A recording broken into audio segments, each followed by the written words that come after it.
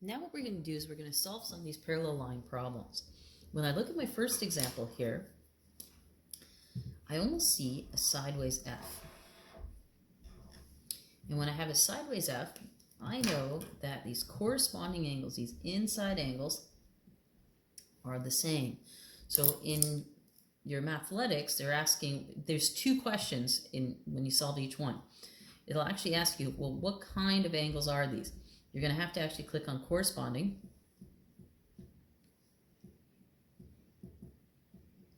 Angles. And what we know about corresponding angles is that they're equal. So this angle here is equal to this angle here. So I know that x is actually equal to 57 degrees. So mathletics, you're going to have to click on corresponding angles, and you're going to have to solve for the question as well. Next, we're going to try this one. So when I look at this one here, well, these two angles make a straight line. So I know that this angle and this angle here are something called supplementary angles.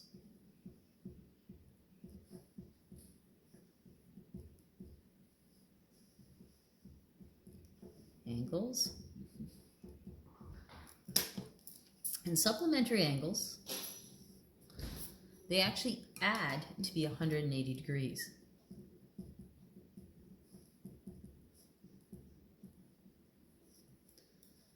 So if I want to solve for x, I know this plus this equals 180. So I'm going to write down that formula. I'm going to write down x plus 128 equals 180. I'm trying to get x all alone. To get x all alone, I'm going to have to remove the plus 128. I do that by subtracting it from both sides. Minus 128 minus 128. So I end up with x is equal to, well, 180 minus 128 gives me 52.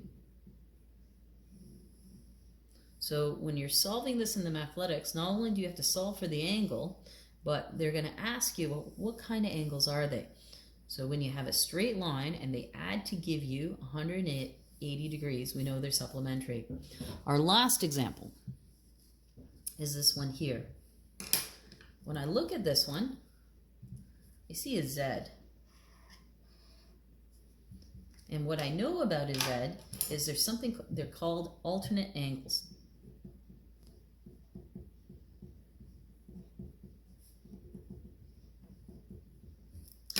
So alternate angles are also equal. So I know that this little angle here, which is 68, is equal to this angle over here, which is x plus 5.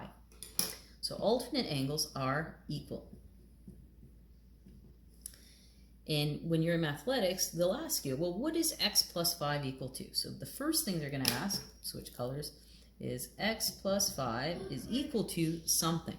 Well, I know this angle here is equal to this one, so if that's 68, this angle here must be 68.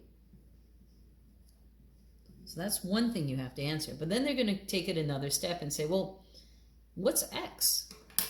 That's easy enough to do. If I have x plus 5 is equal to 68, to get x all alone, I need to move the 5 over, sorry. So if I subtract 5 from both sides, 5's cancel out, I end up with x is equal to 68 minus 5, which is 63.